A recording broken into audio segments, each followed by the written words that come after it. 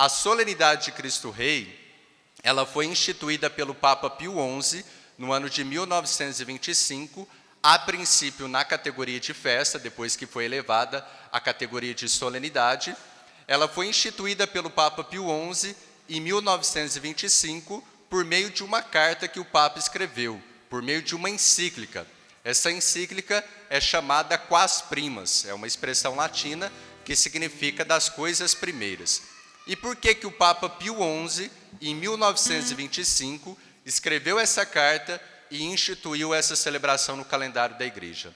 Se nós pensarmos, se nós lembrarmos, historicamente, 1925 foi pouco depois da Primeira Guerra Mundial, o comunismo estava se espalhando pelo mundo, na Europa estavam surgindo aqueles regimes nacionalistas, que colocavam a figura de um líder político como um soberano, como supremo.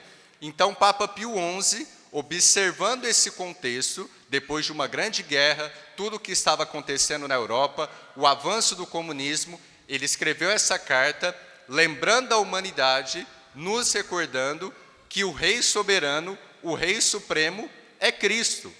Não é um líder político, não é o Estado. Uma das maiores armadilhas do comunismo é isso. Qual que é o Deus que o comunismo fala? É o Estado. Por isso que o comunismo, que tem avançado pelo mundo, ele prega isso.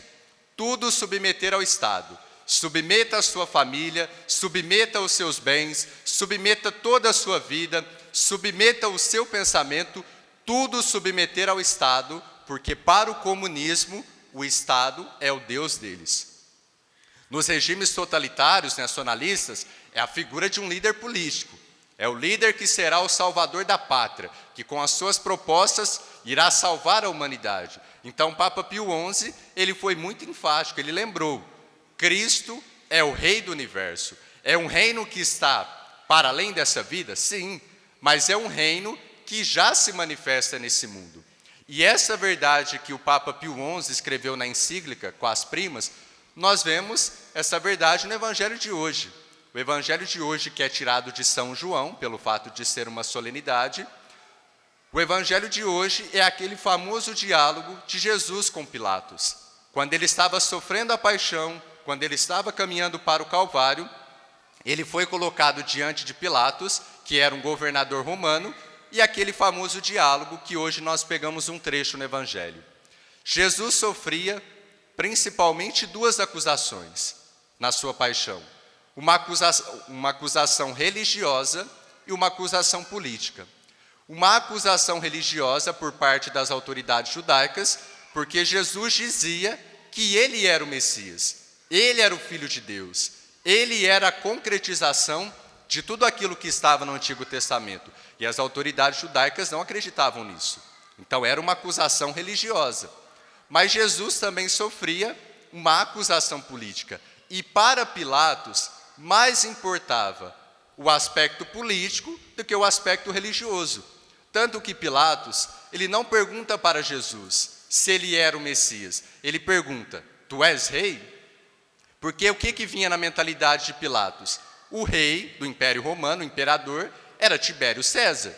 Então era como se ele dissesse para Jesus, olha, então você é rei? Você está se colocando no lugar de Tibério César? Você está se colocando como o imperador romano que governa também os judeus? Mas Jesus diz, não, eu sou o rei, mas o meu reino não é deste mundo. E por que o reino de Jesus, em plenitude, não é desse mundo? É um reino que se manifesta aqui.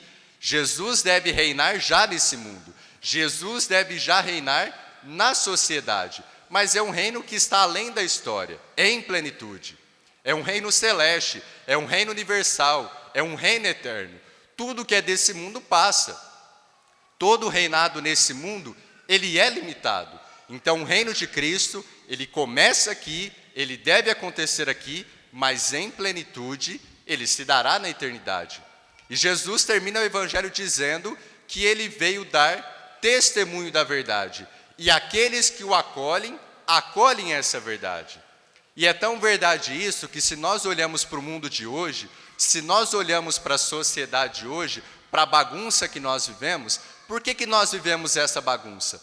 Por que nos são colocadas tantas mentiras? Por que nos são colocadas tantas falsas propostas? Porque perdemos, como sociedade, a referência que é Cristo. Perdemos a referência de verdade com V maiúsculo, que é Jesus Cristo. Quando perdemos a referência de Cristo, nós perdemos a noção daquilo que é certo, daquilo que é errado, daquilo que é a verdade da igreja, a verdade do cristianismo, daquilo que é a verdade das coisas. Por isso que o relativismo vai se espalhando.